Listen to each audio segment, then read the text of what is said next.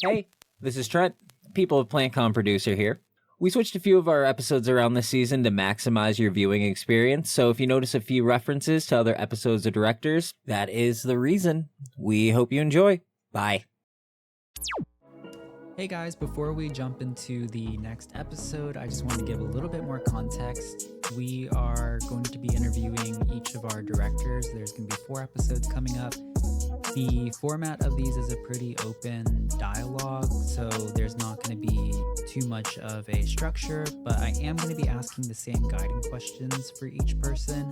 So a lot of that will remain the same, but we aren't going to be, scripting a history of PlantCon or anything like that. And so I'm excited and I hope you guys enjoy this format of dialogue because I know that our directors really love this and they're going to be very excited to be able to share their stories with you. And we've been very excited to do this. So I hope you guys enjoy. Thank you. It's just me and my plants. It's just me and my plants. Sometimes I water them. Sometimes I walk around the yard and show my daughter them. It's just me and my plants. I'm in the gardening. They call me soft, but all these bars I still go hard in them. It's just me and my plants. Sometimes I water them. Sometimes I walk around the yard and show my daughter them. It's just me and my plants. I'm in the gardening. Hi, everybody. Welcome to our second official episode of PlantCon Talks, our podcast that introduces you to the humans behind PlantCon. I'm Kenny Kong, president and founder of PlantCon, and also your host for this very special podcast. We're going to be starting this season and series by introducing you to our directors. We're actually all on site right now prepping for PlantCon, and we're coming to you live from our hotel room. Dallas is special for our next guest because this was her first official PlantCon on the team, and we've come such a long way since then. Her work has grown our social media following from 2,000 followers to almost 33,000 now, all over the span of a year and 3 months. This has absolutely jump-started the growth of this team and the expansion of PlantCon from 1 PlantCon in 2023, 2 in 2024, 4 this year in 2025, and we're expecting 6 next year in 2026. So please do us the honor of introducing yourself to our audience, starting with who you are and what you do. That's so sweet. I can't believe it's only been that long. I'm Ava McCain. I am the marketing director for PlantCon. I think I've been here for, a little over a year. That's kind of insane. I feel like I've been here since the beginning. I don't know. I feel like I've been here years. It's insane to think of how much has changed in so little time. But yeah, I'm Ava. I'm the marketing director. Sorry. No, I think it's been a year and 3 months since down? Houston Plant Market, I think. Since you started. I think so. I'd have to check my LinkedIn. So I remember we threw your plant anniversary in January or something. Yeah, but I think that was since HPM too, maybe? I think that was HPM. Yeah. Anyways. That's crazy. All right. Usually this is the big shocker question, but how old are you? I'm 26. Wait, you're the same age as Gladys? Yeah, I am. I didn't know that. I know. Both so young. Cam's the youngest. Cam's baby. Yeah. How old is Cam? I think he's 25. Wow. Which, oh my God, it's crazy. Yeah. Now I'm getting old. Sabrina Carpenter has my same birthday exactly. Really? Yeah. Did you celebrate together? I wish. Okay, let's see. Okay, so yeah, Gladys is also 26, so we've got a very, very young board. Yeah. So before you were director of marketing, what were you on this team? Like, what did you start out as in really basic terms, and what was the journey to where you are now? Yeah. I started as a social media coordinator for Houston Plant Market, which is such a funny story how I found out about it too. I'm sure we'll dive into that. But I started as social media, just doing socials for Houston Plant Market. And I remember at that time, I was like, I really just love doing social media. Like if I could just get in somewhere that I love, this can just be what I do for fun on the side. And I just need something that I'm passionate about. And so I started with there, just doing social media. And I grew that following pretty quickly. That one kind of exploded too. And then you guys needed somebody on socials for PlantCon. And so Gladys messaged me randomly on Discord one night. And she's like, would you take this over? And I was like, dude, literally I'm ready. So I took it over. And then from there, I was doing both accounts, the socials. And then from there, I kind of got looped into more and then more responsibilities from there. And and then I went into more just overseeing marketing. And then from there, I went to the marketing director. So it's kind of a crazy journey thinking, I don't know, just starting with socials and going into this has been kind of a whirlwind. Yeah. Yeah. And it moved very quickly as well. Yeah. I don't know, like when we talk about this, it sounds like this happened over the course of like 3 years or something with people, but this was like, it happened in, I think, under a year. Yes. And I think that's how this always moves. Like, I think Gladys and I are probably the slowest movement or something just because, I don't know, it took a while, but I think like when we talked to Tay, especially, Tay was just a planter and went to director within the span of like 3 months or something like that, 4 months. That's crazy. And then Cameron also was like our newest director as well. He started later than you did. Yeah. So what other things does marketing oversee? Like what's under your department? A lot, honestly. So I oversee obviously any of the print materials, the graphics that you're seeing are under me. I oversee the podcast that you're listening to right now. Public relations, I look over, I'm trying to think of another one. Hold on. My brain is not working right now. Social media is a good one. Creator Collective, the website, all of those things are underneath marketing. So anywhere you see us, that is us, the marketing side doing that. Yeah. You have it's a big department. Yeah. And diverse. It's very different. I feel like each little sub department is really different. It's really interesting diving into each. And my team is really, really good at what they do. So it's really interesting seeing each niche, like Aaron running the website and having all this code. And like, we were like, we want leaves on the mouse cursor. And he's like, done. And it's just really cool. I feel like it's every little tiny house almost like, and they all are working so hard on different projects, but it all comes together really beautifully. Yeah. So I was going to say, like, your department has such a wide net, and on top of that, I think marketing is already this very like elusive and like enigmatic realm where it's hard to define what exactly marketing is. Like, marketing can be as much as you want it to be, and marketing can be as little as you want it to be. Mm-hmm. It can include as much as you want. It can include it like as little as you want. So that, like, I guess tell us more about that. Like, what was the role like when you first started, and then how has that like evolved and into what like it is now? Yeah. When I first started, obviously I was overseeing just all of the socials. And so that's insane to me. But I was just overseeing socials, right? So I was really diving into just the social media, and that even, there's no cap to that, right? Like, there's no cap to how much you're posting on TikTok, there's new platforms coming out, like being adept in all of those and making sure you're keeping up with the trends and keeping up with, making sure you're seen and visible on all the platforms. So it was just, socials was my main focus. And then from there, I kind of took on PR, and I was doing it still. I was taking on like doing the press releases, talking to the different contacts.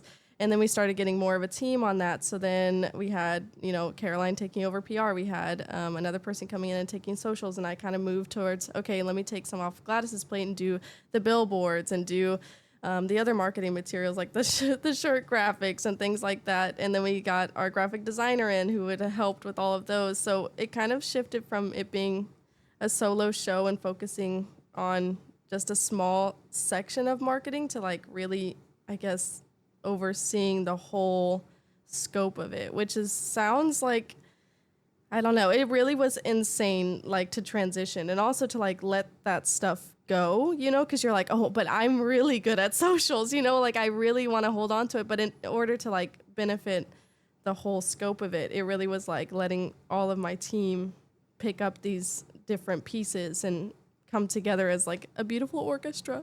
Yeah.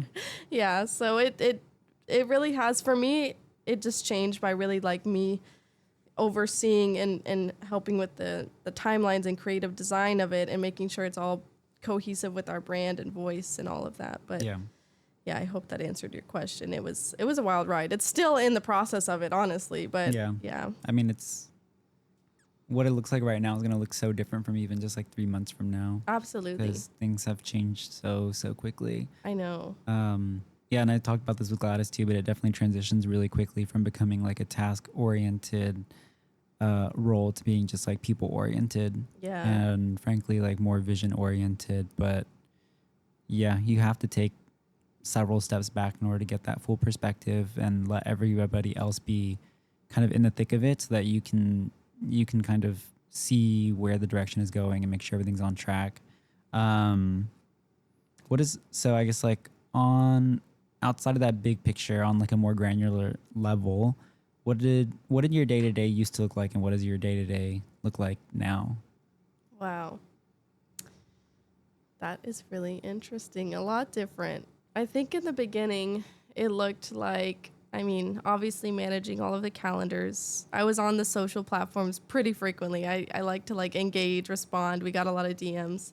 And so I was really just in, like you said, the thick of it. And then now it looks like, and Gladys had said this in hers too, but it looks like a ton of meetings. Like I am the one that, everything passes my desk before it goes out. So it's like a lot of reviewing. It's a lot of working with hands-on projects with them if they're having any issues or anything, asking for any blockers that they're having so we can work on it together. Yeah, it's looked like a lot of meetings and a lot of oversight rather than just doing it myself. Like, I don't think I would really pass anything or show anything when I was doing socials. I was like, okay, I just got this one little section. I'm going to hold it down. And now it's like, everything, looking over everything like we talked about earlier, but a ton of meetings. Yeah. Yeah. I mean, as like uncorporate as we try to be on this organization or this team, like there's some things that you just can't escape. And I think meetings is definitely one of them. Yeah. But I think the one thing that is different about us is like, I don't ever feel like the meetings that we have are meetings just to have meetings. I think the pace is always genuinely so fast that like we need intentional moments to check in and actually slow down and like see what's going on. Otherwise things just keep moving, and sometimes frankly it's easy for things to like get out of hand, or for something to go out that like we kind of have to backpedal and be like, that that's too far from what we had in mind. And I don't ever really feel like there's ever meetings where people are like, this should have been an email. No. And if there are meetings like that, I feel like we do just cancel the meetings. We're just like, we don't need to meet today, like just keep working. Exactly. Yeah, and I think too, it's what we do sometimes is we have like work syncs or something. They're like, I really can't, I don't know, this one thing I'm having some trouble with, and we'll just hop in and we'll let others know, hey, we're having like a little work sync, and they can pop in together. But yeah, I think all of the meetings we have are really productive and really, I don't know, I think we're a really collaborative team, which I haven't seen with a lot of other places I've worked. Like the way we work feels so good, and we work so well together that, I don't know, it feels productive to be with you guys and working on something. So yeah. What were you doing before PlantCon? I was actually a teacher. Right before PlantCon, I did sales because I was just trying to find something, find myself. But before that, I was a teacher. I actually was teaching in public schools, Texas teachers. Shout out to you guys. That is hard. I was teaching. I had just gotten my degree, and I taught during COVID, and it was the hardest time in my life, honest to God. My mental health was like at an all-time low. Like really, it was really hard. I wasn't taking care of myself, and so I would work day and night, and I wasn't passionate about it. I lost everything that I thought that I really enjoyed about it. And so I was like, you know what?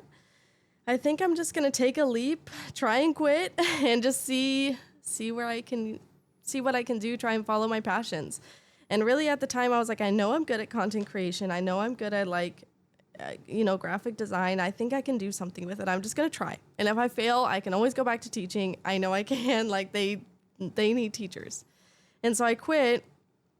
And then I did sales for a little bit. I was doing I begged to do their socials. And then I found out about Houston Plant Market through my sales job because one of them was a vendor. And so he was like, you should come out to this market that I'm doing. My husband sells like gecko paintings and like art. And I was like, oh my God, okay, I'll come by and see it. And when I went to the market, I was like, oh yeah, this is crazy. Like, this is so cool. I have to look him up on socials. And y'all just happen to be hiring. And I was like, oh my God, I have to apply right now. And I didn't think I would get it. And now I'm here. That's actually crazy. Like that when you found us, like we were hiring, because I think a lot of times people find us and then they wait a little while and then we're hiring. And our hiring cycles are not long. Yeah. Like, I applied right away. Yeah. Like I think our apps are usually just open a couple of days because we're always moving so quickly that like we can never afford to leave our applications that long because we work really hard on applications as well. And so it takes a while for them to get out.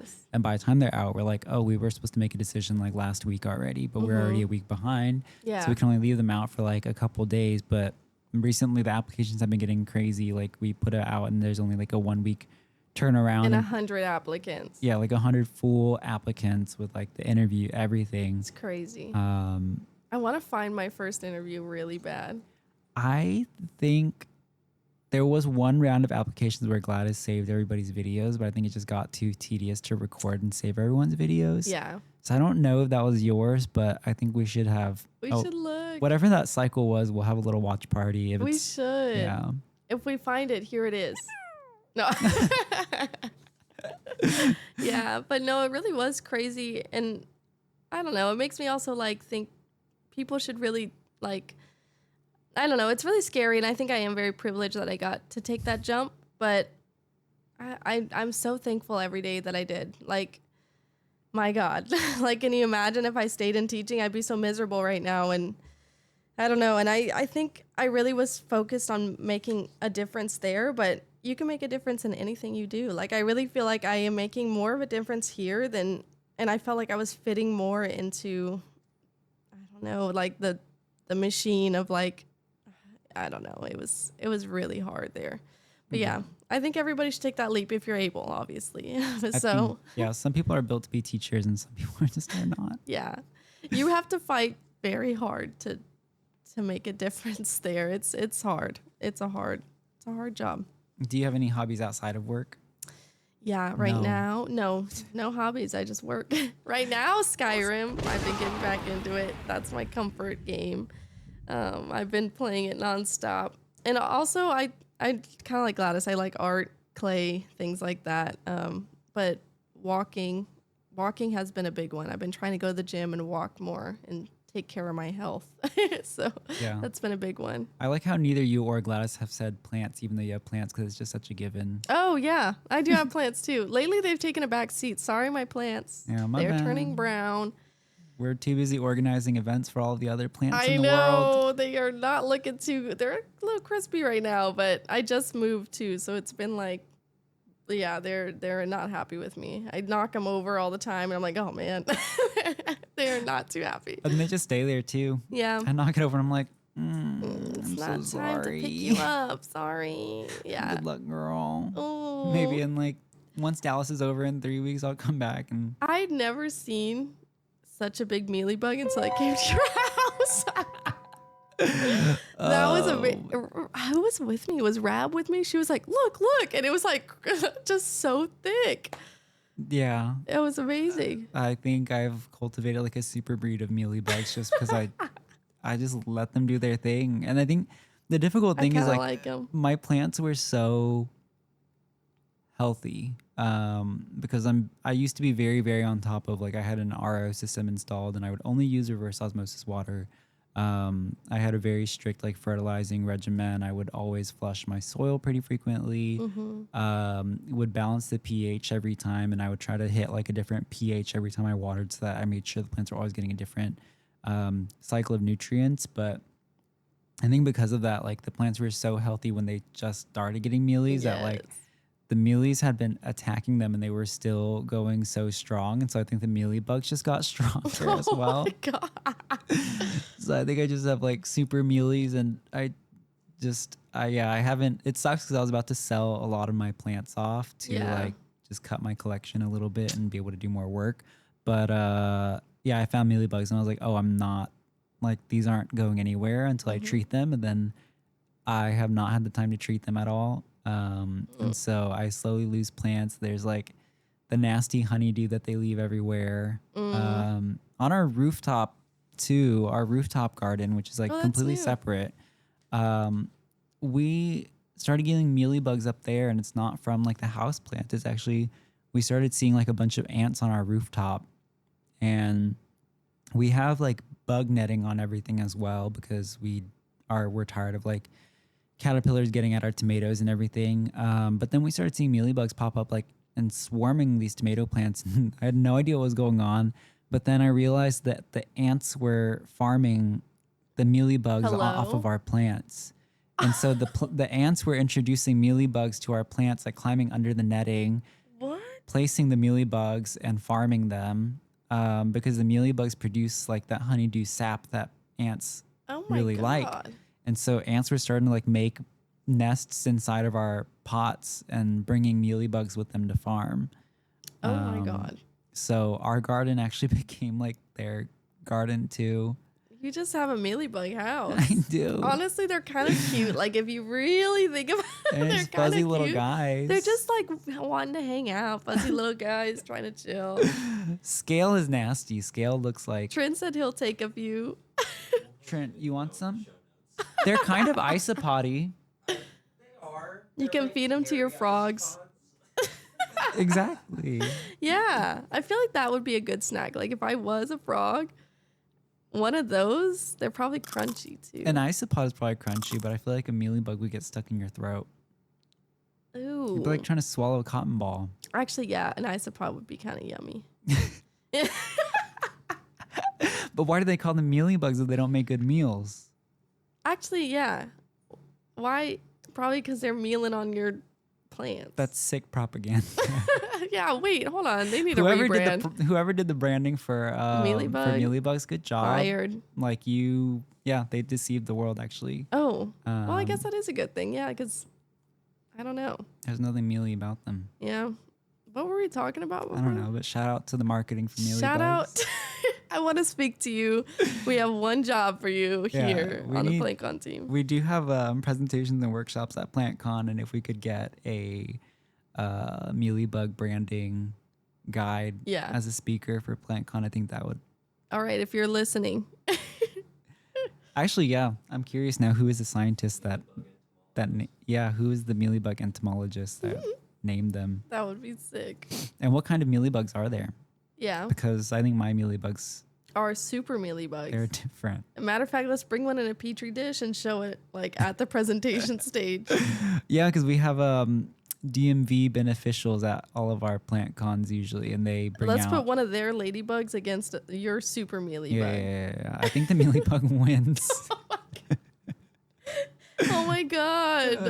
And then it's like turtle racing, but instead it's bug fighting. Yeah, I mean, they're always looking for specimens of like pests so that they can show people like how to identify different pests. Yeah. And what kind of beneficials like eat those. But I think my mealybug would be a really, really good example. They're very visible. They are. They're very clearly defined. They are, actually. Okay, so in marketing, what have been the biggest things that you've had to learn growing into the role as a director? I'm glad I said this too, but I feel like what didn't I learn, honestly? I think social media was kind of something that I really liked, and I was doing for a lot. I would make people's social media accounts. Like that was just, I was always the start of it, but I think other than that, it really was like learning everything brand new. And that is, I think that's a strength and a weakness, because it's a strength because we aren't basing it off of anybody else, which makes it fresh and different and fun.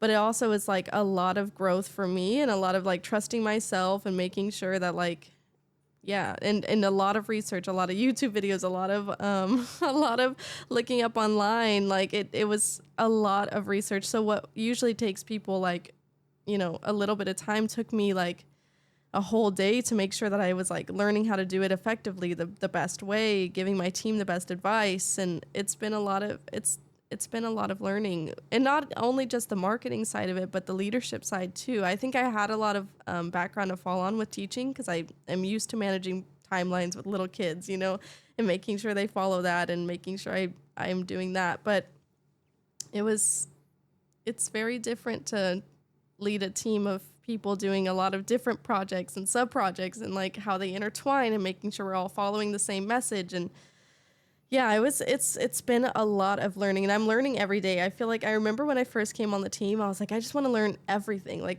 everybody on here is so like driven and smart that, you know, picking up a little bit here and there ended up being like, I've learned so much. I don't even know where to start. Yeah. And it's been like no time at all in between. Yeah. I feel like my brain, I remember after Houston thinking, God, I feel like I'm on fire. Like I learned so much. I did it. I was so proud of myself. Because Houston, I think, was the first one where I really was marketing director, this last one. And so I was really overseeing all of the teams, and like there was new teams. The podcast team was new. It was insane. And so I was like, man, I don't know. I remember talking to my sister and being like, I don't know if I'm fit for this. I don't know if like I can do this. If like, you know, I don't know. And she was like, do you think Kenny came in here wanting to lead 60 plus people? No, he wanted to do something with plants and he made it work. You can do it too. And I was like, you're right. So, but it was a lot of research and a lot of hard work. I think it's not something you just fall into and just know how to do it. And it took a lot of work and research and a lot of time to learn. It's crazy because you realize that like when you first start doing it, you're very much doing the thing that you love. Yeah. Which, you know, for you was just the social media at the time. Yeah. But then it's like you come to love the thing itself rather than like the things that you're doing for it. Yeah. Because at first, like, it's just the task and whatever, like, you're doing, like, you really enjoy that. Like, I enjoyed event organization and, like, leadership and blah, blah, blah, blah, blah. Yeah. But then once, like, PlantCon is a thing and, you know, when you're making social media posts for PlantCon, you start to love PlantCon itself. Mm-hmm.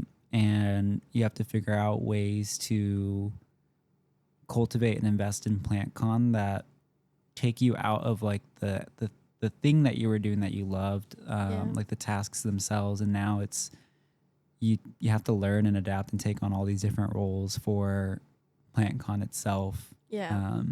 I think that's really lucky because I think a lot of people, they enjoy doing something like, you know, people love doing graphic design and stuff like that. Graphic design is someone's passion.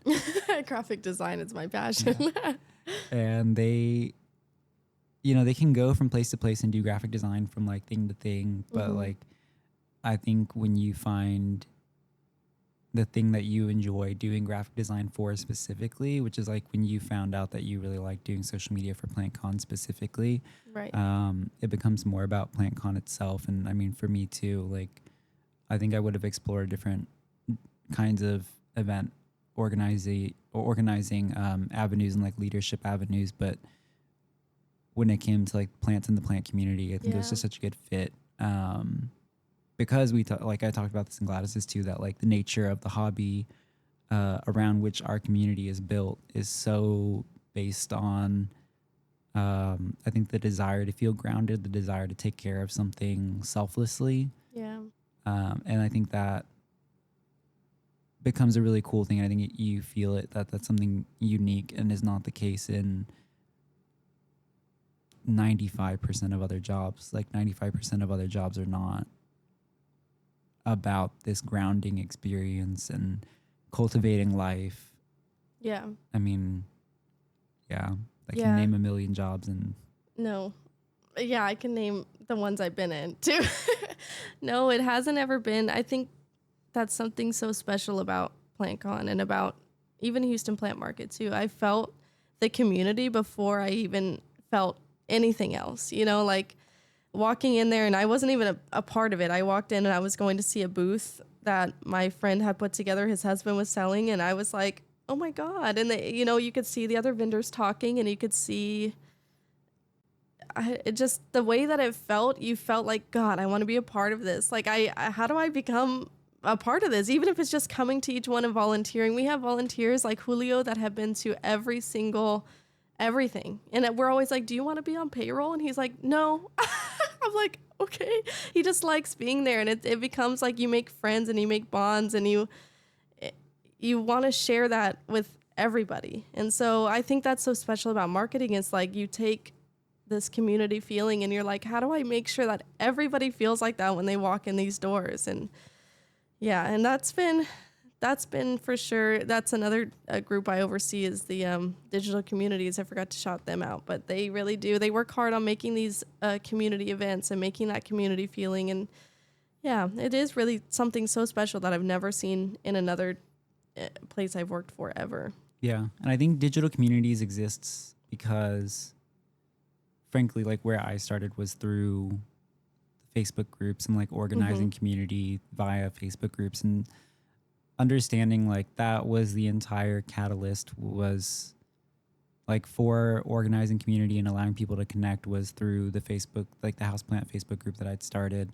And I think that, yeah, a lot of shows and stuff that exist now like don't understand how much of the community takes place in these digital realms where people can stay connected with each other all the time. And yeah, I definitely didn't want to lose that going into this, because that I think in every other city too, like it's not just Houston or whatever, it's not unique. Like this is how I think every single city's houseplant community has like boomed, and specifically through Facebook groups. And so, yeah, I mean, I think the inspiration for starting the digital communities was also just Rab herself, because she clearly just cares so much about the DFW community, is very impartial in like everything that she is a part of. I think it doesn't really matter who you are or what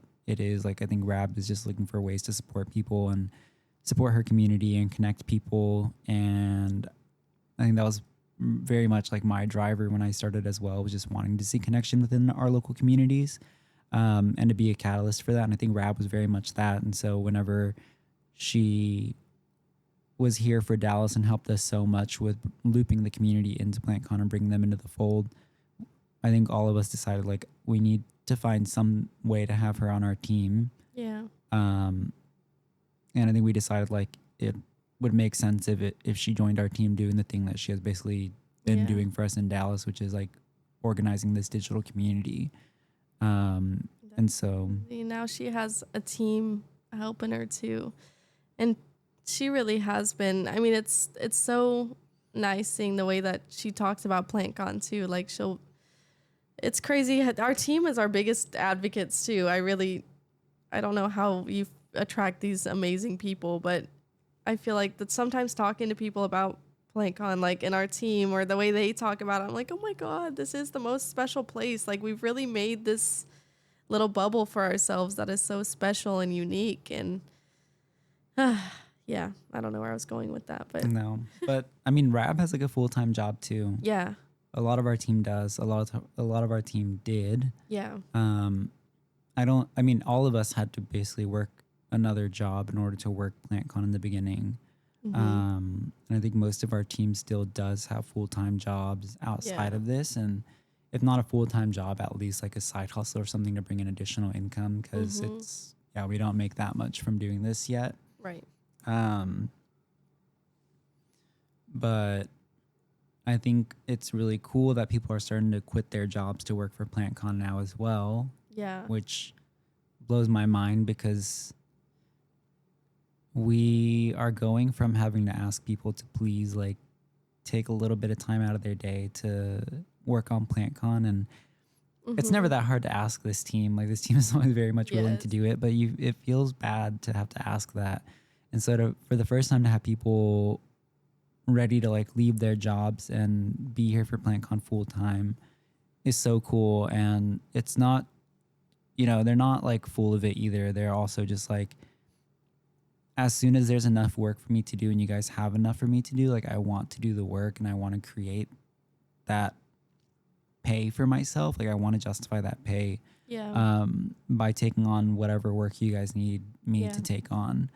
And so I think like that has been a motivator for a lot of us to, honestly, it's like pushed us to keep growing and growing and growing and try to do more and take on more, because our team is so willing to do more, and it's just a matter of budget a lot of times. But they definitely motivate us to like keep stretching and pushing budget to try to do more things, cool things, and hopefully, you know, drive up ticket sales and be able to like support the work that they're doing and that they want to do as well. So many new things. I mean, this podcast is a brand new like avenue.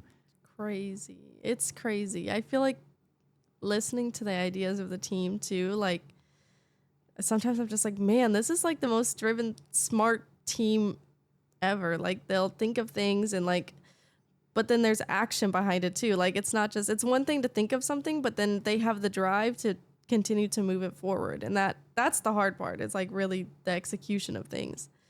And so, yeah, we have a really driven and passionate team that gives their all. It's amazing. I think it's about like grit and scrappiness Yes. as well. Is that something that we always talk about, that we look for? Because I think we very much had to have it in the beginning, coming into this with no resources, no mentors, and not for a lack of trying. You know, like we're trying to look and find these things, but it is always harder than you think to find somebody to guide you and talk to you through things. And our team definitely carries on that spirit of just trying to figure out how to make something happen and how to make it work. Yeah. And I think it's not just about being, I don't know, I mean, we have an intelligent team as well, but like it's even just the emotional intellect of being able to persevere through something and find resources for yourself and figure out how to do this in a way that's going to work and that makes sense. And it's really just, problem solving, scrappiness, and being willing to do it and not give up.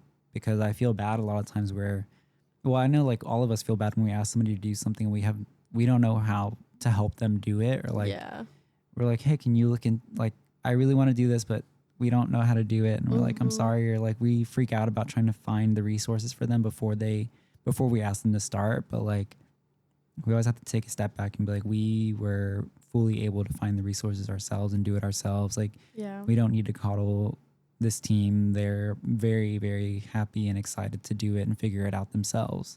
Yeah. And they want the challenge as well. Right. So. And also it gives a chance for them to make their mark on, I feel so fortunate that I got to make my mark. Like, even starting the socials, I was like, wow, this is mine, you know, like I get to make this part of PlantCon me, you know, or like I get to put my effort and energy into this. And I wanted to give my all to it. And I was like, I love this. Like, it was so fun for me. And so I think of that sometimes. I'm like, wow, this is a way for them to really make their mark. Like this podcast, if I was doing everything for Trent, he wouldn't feel like he's making his mark here. So I think that's something for sure that I've had to like learn as I grow into a leader too. Like, people want to make their piece in this. They want to feel like they are contributing to this large thing, and we need them to be able to make it happen. So yeah, I'm very grateful I got the chance. And so I'm trying to let it be where others get to too. You know, I don't have to be in everything. I want people to have their chance to shine too. So Yeah. but it's hard. It's hard to be like, hey, you know, like I have to take a step back. You know, I have to not have my hands in everything because you get so used to it. But as you grow, you literally have to, like, you have to let things go. And that's been so difficult for sure, because I'm used to being the one that's posting on the social. I'm used to being the one that's writing the press releases. I'm used to, like, you know, so it's hard to be like, okay, you figure it out and I'll, you know, let me know when you need me.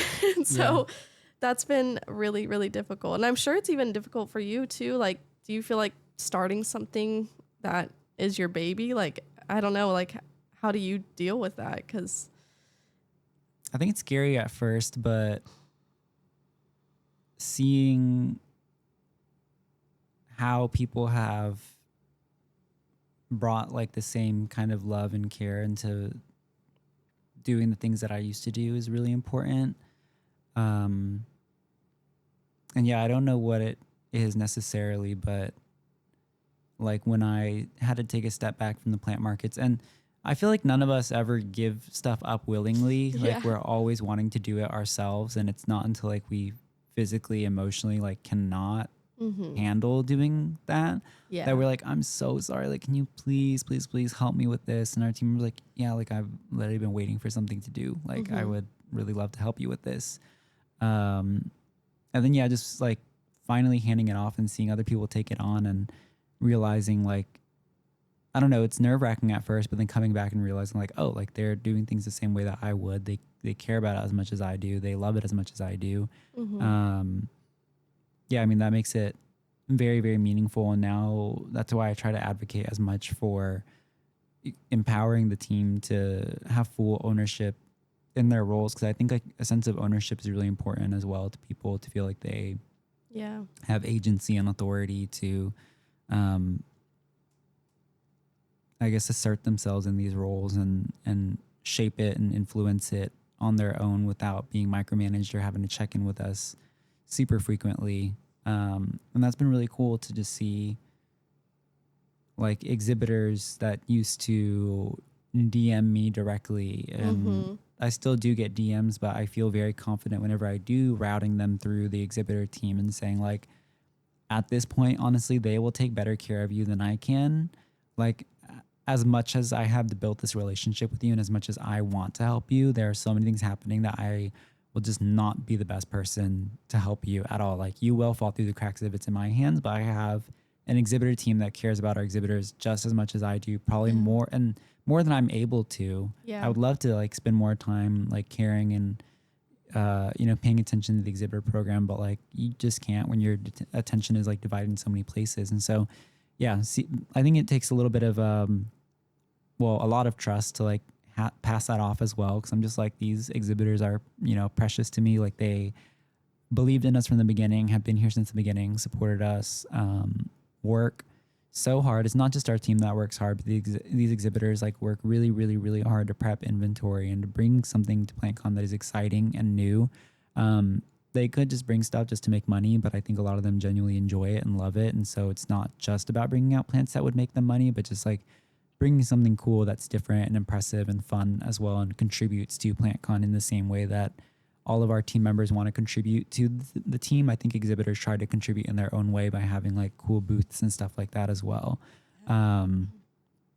So I don't know, just I think everybody sees what PlantCon does and the care that goes into it, and everybody wants to maintain that and uphold it, no matter who you are. Our volunteers as well are actually like, they always blow my mind because I will fully have a director badge on, fully have, president and founder on the badge, the shirt, whatever. And I'll like walk into a space and they're like, do you have a ticket?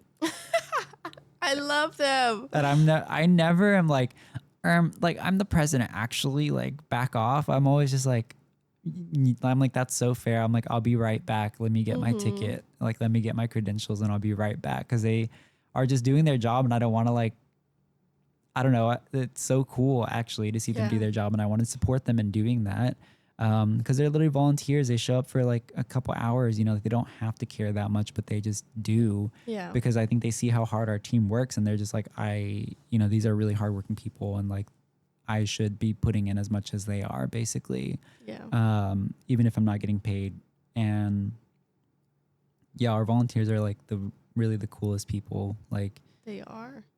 They really like, and that's how powerful I feel like this community that has started, they just fit in immediately. Like I'll feel like I've worked with them for years sometimes. I'm like, hey Joe, like, you're over there working the ticket booth. I miss you. Like, it's insane. Like I feel like the people that come into our orbit are just, I don't know. And I think kind of going back to like how you said, you just have to trust and those things. I feel like it's really interesting how much you've created such a community. I remember, and I don't know if you want me to spill your tea on this podcast, but I remember when you went through your divorce and you were like, hey guys, like on your Facebook story or on your Facebook, you're like, I know that a lot of you are reaching out to me. The best thing you can do right now is like, if you want to drop off some food or something, or, if you want to like I feel like in order to build community, you have to show where you need help.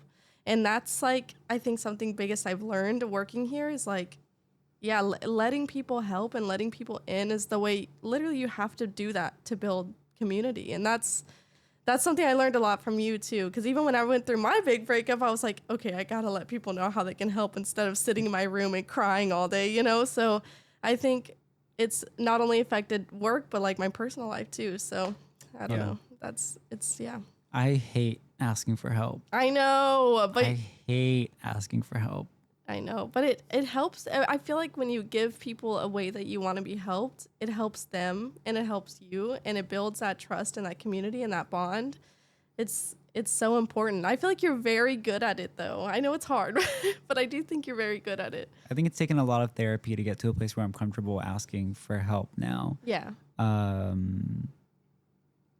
I mean, a part of it is like asking people to work for PlantCon is basically asking them to volunteer their time. Like it's a paid position, yeah, but like is $1,000 a month for 40 hours a week of work like actually a paid position, you know? Like we can't afford to do much. And so I don't know, being able to say like to both be able to acknowledge that I'm severely underpaying this person and also I'm asking them to do a lot. Like it's hard to reconcile those two things. Yeah. And you just eventually learn like if they don't want to do it, they're not going to do it. Like they won't. They're not doing this because like you're guilting them for doing it. They're not doing it because like there's some moral obligation or they're scared to say no or something like that. Like they're doing it because they want to. And so just keep asking them, keep letting them until they say no, and then and make them feel very comfortable if they can't, you know.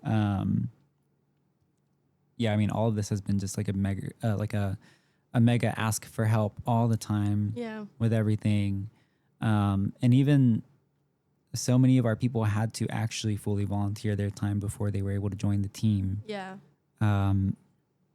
And we're kind of always asking them like, just wait, like, you know, like we can't do it yet, but like soon. And they continue to give their time. And even when we ask them to like, can you go like pass out flyers and stuff like that, you know, they're like, yeah, like absolutely, like, whatever I can do to help here. If nobody else can do it, like super glad to.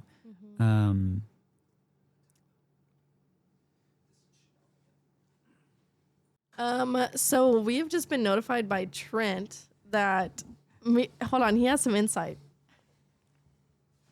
Now, when they're called Mealybugs, it's not because they're hungry. It's like the term cornmeal or like bone meal. You know how it's like dusty? It's because they're dusty. But they're webby. That is so It's like a sticky webby. Interesting. He was really biting his tongue over there. Yeah. That's great. We were like, is it because they're crunchy? Shrimp walked up and was like, I'm so sorry. They're so stupid. Sorry, you bimbos. They're so stupid.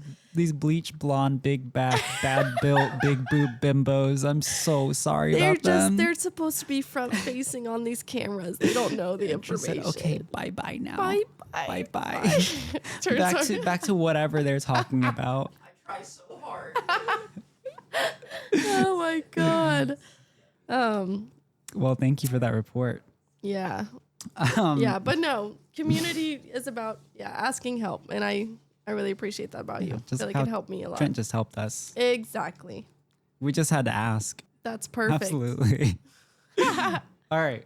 What has been your favorite PlantCon experience? So, I think my very favorite was this last Houston one.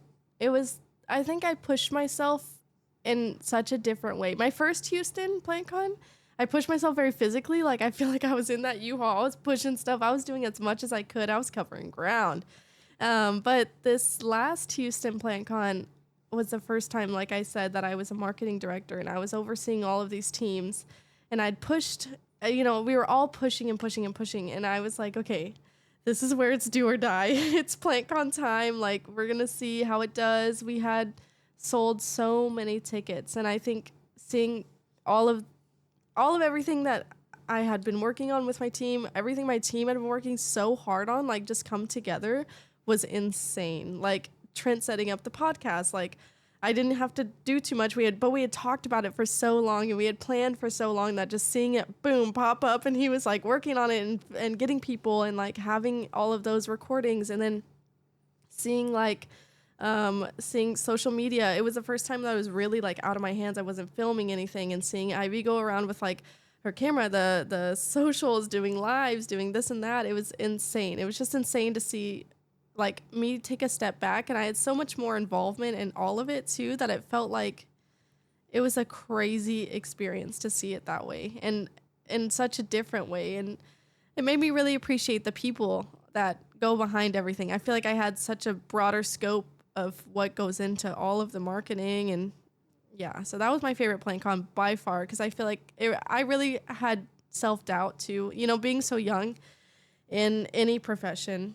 Really, you start to doubt yourself. You're like, is this like I talked about it, you start to have imposter syndrome, which I'm sure you felt too, like coming into something that is not brand new to me, but something that is new to me, and being so young and like trying to fight and be different. It proved to me I can do this. Like 9,000, 10,000 people showed up, and I was like, you know what? I can do this. Anybody can do this. Like, I don't know, if you work hard enough and if you put enough passion, like I did it. Like, I just felt so proud of myself and so proud of my team. And so, I don't know, I felt like, afterwards it was awesome. So, yeah, I think that was my favorite PlantCon by far. Do you have a favorite? It's hard to say. In my mind, they're all so distinct and they're all such unique accomplishments. True. I think as difficult as New York was, I think New York might be one of my favorites, only because it's so insane to I don't know, have done an event in New York City with how difficult it was. Like, I don't think there's any city that's more difficult to do an event in than New York. Like the fact that like all of our exhibitors are pulling up with huge trailers and huge trucks, and they're like, we have to be at the mercy of like the street parking basically. We have to ask all of them to drive into, we're in Lower East Side Manhattan, and we have to ask them to drive into Brooklyn to park their cars in a lot. And so just trying to understand like everyone's going to be a lot higher attention, lower patience, and yeah, going into that was very, very scary. But I think showing up and seeing that our team was really, really still just excited to be there, because I think when you talk about imposter syndrome, I think part of it is like the fear of, I don't know, not feeling qualified to like be in charge of the people that you're in charge of as well. Because it's like sometimes like, who am I to like ask these people to do these things, like especially when many of them are like smarter or more talented or like have a better education in whatever you're asking them to do than you do. Like they know more about it than you, and asking them like, and sometimes you sound dumb the way you ask them. You're like, can we do this? And they're like, that's not how it works. And you're like, oh, got it. Yes. Oh, I messed it up again. It's so it's like, it's difficult, but I think like just being scared that like, everyone's going to be exhausted. Everyone's going to be tired. Everyone's going to be like miserable after New York. Like I'm going to be the reason that everyone feels like burnt out, is because like I forced everybody to do, this thing that was incredibly challenging. But then going and seeing like how happy everybody was, and realizing also like, yeah, this is going to be a really strenuous trip, but so many people are excited because this is their first time in New York. Yeah. And they, people are like in their 30s, have never been to New York City before. And like PlantCon is the reason that they were able to go, because we paid for flights and accommodation. And they're so happy to show up and work in exchange for that experience. Like not even just in exchange for going to New York, but just to also have been a part of PlantCon New York was such a big deal for so much of our team as well. Yeah. That they were like, I don't care. Like it's going to be exhausting. It's going to be tiring, but like I'm part of the reason why we did PlantCon New York. Like that's a big thing to a lot of them as well, which was really cool, because it's not just us that it's a big deal for. Right. But it's the whole team. So I think New York was my favorite experience, because it just showed like no matter how difficult and challenging something can be, like this team is so down for it all the time anyways, and like we can trust them. I think like right now, I think this is something, because I'm still learning it right now, but I think like this is something soon that like you, Cameron, Gladys, and Tay will need to learn. And I think especially Gladys and Tay, they're so in the thick of it still, but like sometimes I have to realize that like me hanging around and watching everybody work because I feel too guilty to leave is just not productive. Yeah. And frankly, the most productive thing is like for me to do is to go home, like, or go to the hotel room and like rest or sleep. And so I can be like in a better headspace later on, because you never know like what is going to happen later on, you know, what happens tomorrow, what kind of call you get, like, in being well rested, being the one person that is like well rested can actually save everybody else who is like exhausted. Right. And sometimes nothing happens, you know, you go home, you go back, you rest and you're ready and whatever, and nothing happens. And then you feel kind of shitty because, you know, everyone else has been working and you're like, hi, everybody. Like you're glowing and they have like dark circles and everything like that. I think especially for me, like now doing interviews and stuff like that, like I notice how much more I dread interviews when I know that I'm going to be tired and when I'm going to be exhausted for them. And so trying to not feel guilty asking, you know, the other directors and the team if like, can I sleep in a little bit so I'm not tired for this? And I'm like, I know that means that, you know, you guys have to, in my mind, you guys have to pick up the slack because I'm cutting out early. But in reality, like when I don't do that and I'm there anyways, there's nothing for me to do because everyone is working. And so I'm just like standing there observing and overstimulated. And yeah, learning like to not feel obligated to stay there and be the one that like has to be in the trenches, because sometimes that just wears you out and is not actually going to be helpful for the team like long term when you're burnt out. And so doing what is also sustainable for you is important. I think like Tay and Gladys especially are in there doing as much as they can and being as hands-on as they can possibly be. But I think once everyone's able to take a step back and feel comfortable honestly just resting and not feeling obligated to work just for the sake of working, or like working just to not feel bad that you weren't working. I think that's really important. And I don't know, I'm still always very self-conscious about like the optics of it, of like cutting out early and leaving, but I don't know, until it becomes a problem, I guess I have to not make it a problem, you know. Like I can't be the only one that makes it a problem when it's not, because that isn't helpful to anybody. But maybe just encouraging everybody like, hey, if like you don't want me to rest and you're not cool with it, like let me know. And I think adopting that for all of the directors will be really important. Right. Because I think finding moments of rest, especially because we're such a fast moving and like there's always something to do. Like I think our company just we do our company, but PlantCon just moves very fast. We have so many different PlantCons that we're doing, and I think a lot of times for the directors who oversee a lot of things, it's hard to know when to rest because there is so many different projects going on all at once, and so finding that rest is so important though, because you are I don't know, I feel like a lot of people look to the directors on how to act, how to be working, how to, you know, obviously like people are looking to you like how should we act, you know? And so if they see us like, you know, dragging our bodies across the finish line, that's not good, you know.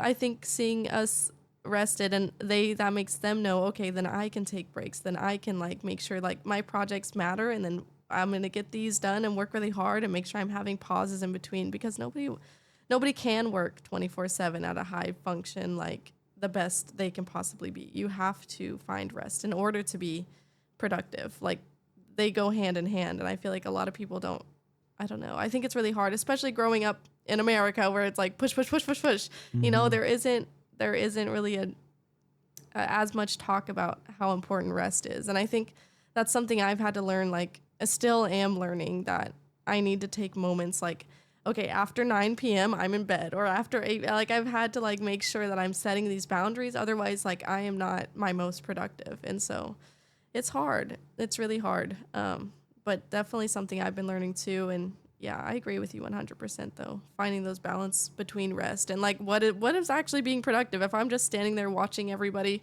work, do I really need to be there? Like, I don't know. Or if like, you know, where can I be most impactful and where can I find that moment of rest? And that's difficult. Yeah. I was also going to ask, like, did I ask this already? What the tempo of everything is for you?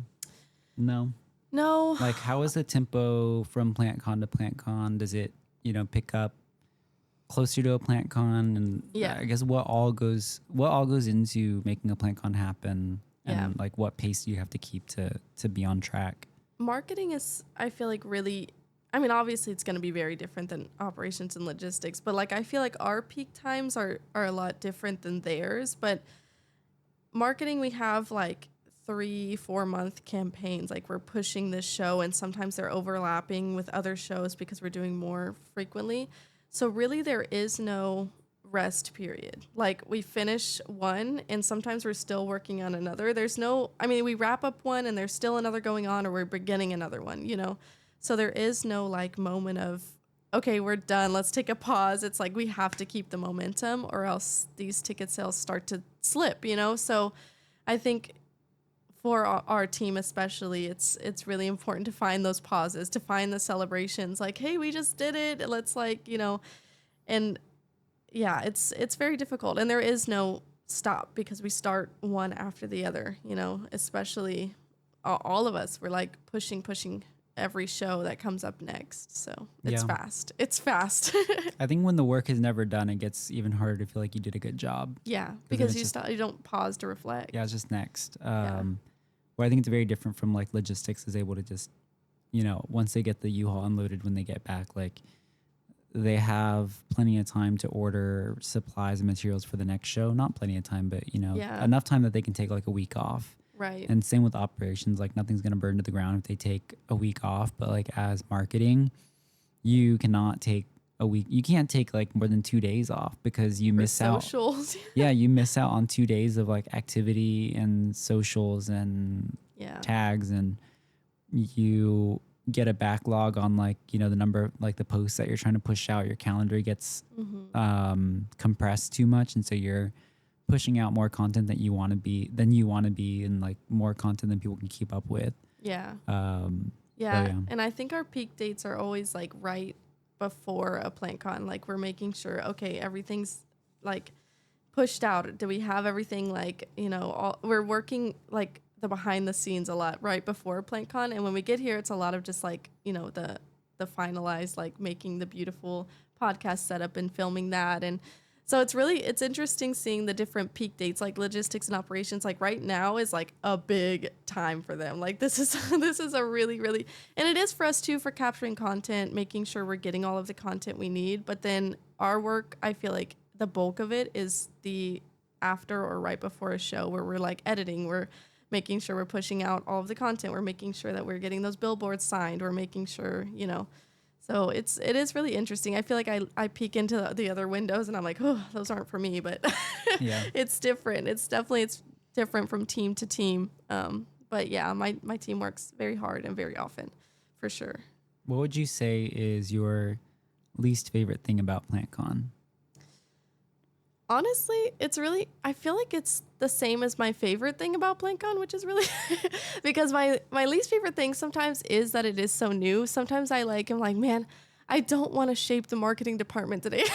I'm like, I don't want to like have to make, you know, I don't want to have to like shape something so new and mold something so new because it takes so much energy. But then I look and I'm like, wow, I molded, like I made a big part in this. And like, it's something I'm so proud of too. So I think it's my least favorite and my favorite part. I'm sure you feel similarly. Like sometimes you're like, I don't want to shape this whole organization, you know, like, but it is also the best part about being so new is you get to shape it and you get to make your mark.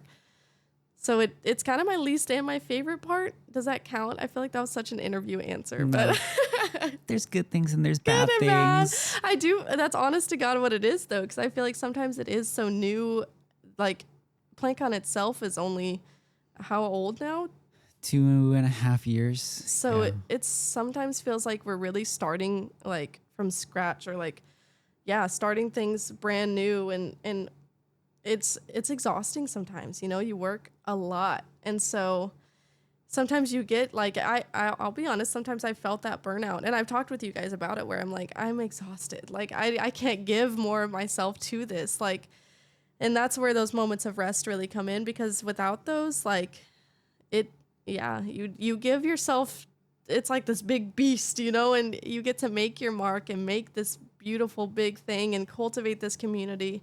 But at the same time, if you don't take those steps back, you like really, it's a lot. It's a lot to do.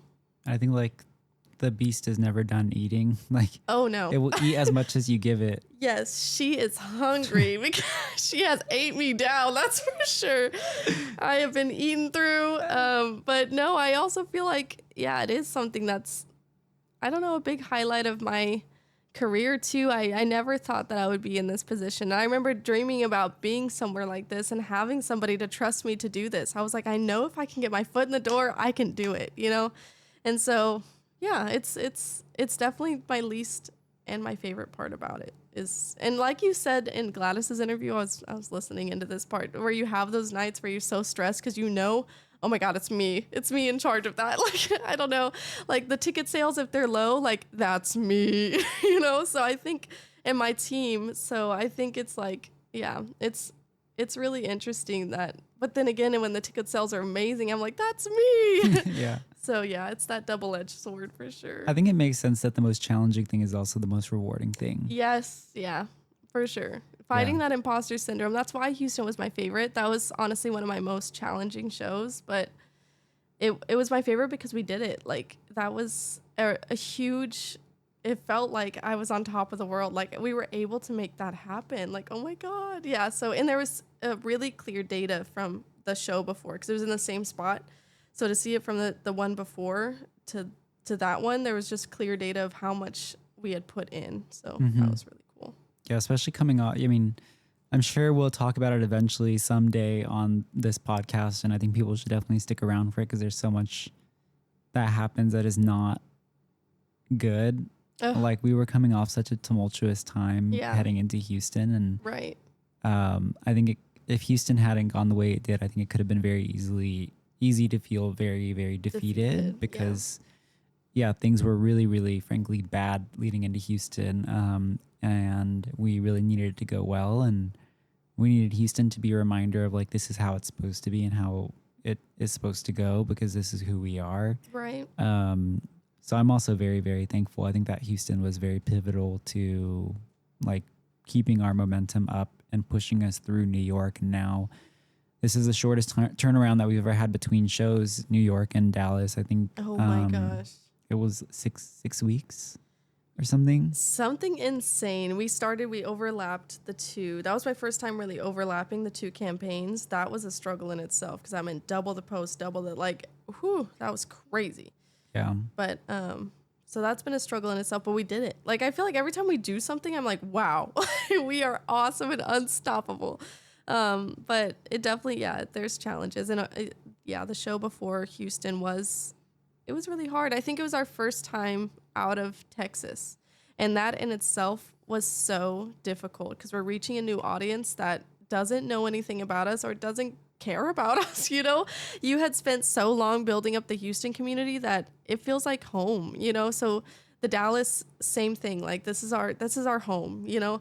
But moving outside of that, there was a lot of pressures on the team. There was a lot of pressures on like everything. Like it just felt like everything was so difficult and new, but it needed to happen. That growth period needed to happen to be able to show us we can do New York. We can do all these other things. And honestly, I think it brought in lifelong vendors from like Orlando. It brought in that from all different states and it gave us that credibility. Like, oh, they went out of Texas. They're they're big. They're actual PlantCon. Like they're going around everywhere. So yeah, but that was definitely a hard show. Yeah. I mean, we got a lot of our coolest team members from Orlando as well. Yeah. So, I mean, everything always ends up being worth it. 100%. I'm really thankful for the team members that, volunteered or were involved in Orlando and ended up applying for the team and are now, a big part of this. Yeah. And Katie Costa especially was there as an ambassador for Orlando, but is now our head of operations and does so much for us and has become in such a short amount of time such like a big Huge. leader for the team. I'll be asking her questions. Yeah. I'm like, Katie, how do I do this? She put, this is pivotal, guys. She put an emoji in our Discord server. Okay, you have to understand, we have these emojis, and she went in and it said, Katie added big boobs. Okay, and then Katie screenshotted it, said, what? And it was this like emoji with big boobs. And we all use it now. It just is like the way she's integrated into our culture just so fast. And yeah, she's amazing. I think that healed me seeing that. Anytime I was down, I would think about Katie Costa added big boobs. And it was so, and Katie is so quiet and like, I don't know, you wouldn't think Katie would add big boobs. Like that was amazing. I was like, who is this? Because I'm like, it's a big accomplishment. I feel like to make Katie laugh. Yeah, no, 100%. I'm like, I'm on top of the world. Literally, I get a laugh from Katie. I'm like, this is it. Pack it up. Funny. Pack it up. I'm Like, moving to New York. I've peaked. In the show. So like, yeah, to I don't know, see her take up our humor, I guess, so Yeah. seamlessly when I didn't realize that it was happening, I guess. I was Yeah. like, this is insane. And it made me so happy. We peaked on whatever day that was. I think that's part of what makes the emoji so used as well, is because I think it came from one of the people we expected at least from. Yeah. I remember my first emoji wave in the Discord. I started using the pregnant emoji anytime something was good. Like I was like, that's a good idea. And so you put the pregnant emoji, like, damn, that's a good idea. And then everybody started using that, and I was like, I'm on top of the world. I made it. I made it into the social circle. That is cool. Yeah, but it's funny because I feel like we go through different phases of emojis, and right now it's big boobs by Katie Costa. Yeah. I remember, our humor is not for everybody, but I feel like everyone still loves PlantCon regardless. And I remember 100%. one time somebody was like, what does the preggers emoji mean? I know, and we were like, it means like, oh, and somebody asked once. Like, it feels like it just means you're full of love. Like you're so full of love Like, for an idea. You're so inspired that it feels like you're pregnant with a child. No, who asked? They were like, what does keeping an eye out for Selena mean? We were like, it means like, and when it was like, it means you're keeping an eye out for something else. Like, you're looking at your task, but keeping an eye out. Yeah, she said it so poetically. She said it's like when one desires something but understands that it is fundamentally like at odds with something else in their life or something like that. Yeah. And she's like, and so in pursuing one's desire, one must keep an eye out for like, Selena. Yeah. It's too good. Okay. Let's see. Selena is, at its core, about wanting someone. When Nikki says buns out wiener, what she means is that she is lusting after Justin. But when she says, but I gotta keep an eye out for Selena, she is referencing his then on and off girlfriend, Selena Gomez, who would be jealous of their relationship. When applied here, it means we want Cap City plants, and we know they want us too. But there's a hint of us maybe not working out. That is crazy. She said in this instance. I love that girl. That is so good. Because it was MJ asked and she was like, I don't know what that means. And I said, I'm sorry. It's in reference to one of my favorite poems. And I said, Justin Bieber, I'm going to hit him with the ether. Buns out wiener. But I gotta keep an eye out for Selena. And I've always said that. And I've always said buns out wiener. Yep. Anyways. Beauty and the Beat, everybody. Give it a listen. That's my shout out. Nicki Yeah. Minaj, Beauty and a Beat. Maybe not Nicki Minaj herself, but Just Justin Bieber. Oh, not honestly, Justin. either. What's the next question? How has this year been for you? Oh. And how is it heading into Dallas? I feel like we've talked about this already a little bit. Yeah, from but a big this year ago. has been a lot of growth pains. I feel like I remember. Yeah, I'm really thankful to you and Gladys though. I think every time I've come to you guys, like, I don't know, you both really like have such a calm way about you and an understanding that I don't know, and that cultivates that same care and understanding throughout the team. That always just makes me feel like I can do anything. Like, you guys put your trust in me time and time again, and you believe in me so hard that it makes me want to empower my team to feel the same, and also makes me believe in myself. Like, I feel like, yeah, I'm just really thankful to be a part of this team. It's been a lot of growth and a lot of questioning my abilities, but then being able to do it every time makes me think I can do anything. Like, I can do anything.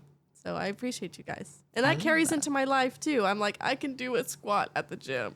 I can do it. I led a whole team. I can do this if I one led squat. a whole team. I can raise this dumbbell this way, the lateral. I can do a simple have- mechanical movement. I have the threes, and I'm like, yeah, it's terrible. It's horrible. I can do it. What are you excited most about going into 2026? I'm excited to see. I feel like the team really take on their roles. We kind of like finally are getting into a place where the dust is settling. We've like been moving so fast, and these people are moving up so rapidly and moving into different roles, and we're pushing people. Like my PR girl, she just moved into distribution manager on the logistics side. So it's like a lot of like moving pieces and moving parts. And I feel like now we finally kind of are getting, okay, we're in a spot where we're situated with these places. And I think that's going to be insane once we get running with each other. Like, I don't know. I'm really excited to see how it all plays out once these people are really like empowered in their roles. So I agree. I think that the core of who we need and what we need is locked in now. And yeah. Which feels really nice because I feel like the foundation was always shifting from under us, but I feel like the foundation has like settled now, and it's just about figuring out like how we want to build on top of that. And Yeah. as you know, we're going to end up having to scrap some things, but like ultimately at least the foundation is always there at its core, and Right. that's like what we need the most. Mm-hmm. So I'm also excited to see that like come to fruition in 2026 and enable us to do everything I think that we want to do creatively. Yeah. We'll start to wrap this up with final questions, but looking back, if you had to give yourself advice at the beginning of the journey, what would that advice be? I feel like it would be trust yourself. I think a lot of times, and this is just being a young woman in any field, you know, like you just question your abilities. Since I've been in any job, like I feel like I really like question myself. And even leaving teaching, I was like, I don't know, should I? Like, what if I don't make it? You know, what if I don't make it somewhere else? Oh, I'm going to cry. But I feel like if I could just tell myself, like, just trust yourself, keep trusting yourself, and you'll be fine. You know, you'll make it through, and you can build this community that you never thought was possible. Man, I'm such a crybaby. Here it comes. But I'm just really, just trust yourself and take pride that you can do hard things. And so that's what I would tell myself for sure. I love it. What would you tell yourself? Literally the same thing. Yeah. Unoriginal. Yeah, no, it's scary. It's I'll like, have what she's do having. it scared. I mean, do it scared. Like, literally, fake it till you make it. Yeah. That's the biggest thing. I mean, to any young professional literally out there, like, fake it till you make it. Like, I think it really is just trusting yourself, and you are just as capable as the people that maybe don't look like you are much older than you. You can do it. You can do it. And people, we need you, you know, like we need young people in the field. So Yeah. yeah. It's very weird to like, I don't know, think about these big people and also just, I don't know, and just realizing that they're people. Yes. That's Like- something when my sister was like, do you think Kenny really came into this thinking he wanted to lead this huge, massive, like not massive, but do you think he really wanted to do all of what he's doing? Like he did want to build that community, but like to be a leader and to like push all these people, he's just a person. He just likes plants and he just wanted to build this community and keep going. I literally left architecture and was just like, I don't know what I'm supposed to do next. Yeah. But and that kind of broke something for me. I was like, you know what? You're right. If anybody can do it, I can too. And I'll prove it. I'll prove it to myself. I'll prove it to everybody. it's weird because then I also have this image of like who I'm supposed to be as the person who is like leading this, and it feels very detached from my reality a lot of times, where I'm just like, Yeah. I don't know, I'm supposed to read like a book every week or something like that. I'm supposed to like research something about the plant community, like like spend 15 minutes journaling every day, whatever. And I'm like, sometimes I'll spend an entire day just like playing games on my Switch or something. I'm like, damn, like this guy leads PlantCon. I love it. I think that's how it should be. Like there shouldn't be expectations on like these roles. If you're able to do it, no matter what you look like or how old you are, I think that's something, if you can do it, you can do it. Like, I don't know. It shouldn't matter what you look like or what you do or your hobbies or anything. And I think that's what this podcast is kind of showing, that we're trying to show, at least. Like none of us are buttoned up and none of us care to be fully buttoned up. We just understand that like it's about getting out there and doing it and caring about it. Yeah. Making sure that care is like translated and communicated into the final product of what you're doing. 100%. I think that with me and Gladys in the beginning, especially, that was something that really brought us a lot of joy, was like understanding like, oh, like we're doing something really big and something really cool and something that is really successful. And we're getting on Valorant at the end of like working together for like a 12-hour call and just like, and I said like playing a game where we're just trying to shoot other people before they shoot us first. Yeah. And that we're able to do that, and like that we can be these people who, we can be that and still be the people that are behind something that's really successful, and hopefully encourage people to just because they're not that person who reads a book every week and blah, blah, blah, like does, and it's not always performative for a lot of people, but you don't have to be performative in order to be successful. Right. You don't have to like be a certain age. You don't have to. Yeah. And also like, you don't have to fake it till you make it. Like, I don't know. True. Like you have to have, and it's different because I'm like, you have to have a degree of confidence in yourself. Sure. But I don't think it's like, you need to pretend to be the person that you want to be in order to become the person that you want to be. Like you can become who you want to be while still being who you are as well. I like that. Yeah. And I hope that people take that with them. So that being said, is there anything that you want to say to your team? My team. Oh, what couldn't I say? I feel like my team is the hardest working people I've ever worked with. I've never had a team that oh my God, I'm crying already. Dang it. But I've never had a team I'm so empowered by, just by how much they give into this. It's amazing. And they empower me. And I think in a lot of ways in my personal life too. And yeah, I really love them, and keep working hard, and big love to you guys. I'm sobbing. And I really am thankful that I look to everybody on the team for like, to improve myself always. And I think it's a really good group to look to. Everybody's very passionate, very caring, and really good people. So, yeah, that's what I have to say to my team. I love that. You're making me tear up too. Everyone cares so much about PlantCon. It's very fortunate to find people who care as much as you do. Yeah. Because we're asking a lot of them all the time, and it feels very scary to ask that much of them as well. And so to see them be like, absolutely, like I would love to do that. And it's like, I don't have to beg you. Like, you're the best. And they truthfully, and then it's amazing the way that they create these amazing spaces and continue to cultivate that community with like our digital platforms, and work so hard. And I won't even ask sometimes, and there's things that are being done that I'm like, that's brilliant. Like, I don't know. And it makes me like fired up. I'm like, I have the best team. I have the best team. And I think so many different diverse minds and ways of thinking, and we come together in such like a beautiful way to like make new things. It's pretty crazy when you think about it. Like, I don't know. It's insane. I think there's a sense of gratitude as well when you see people, I think, doing the things that you used to do and doing it well and with care as well. Yeah.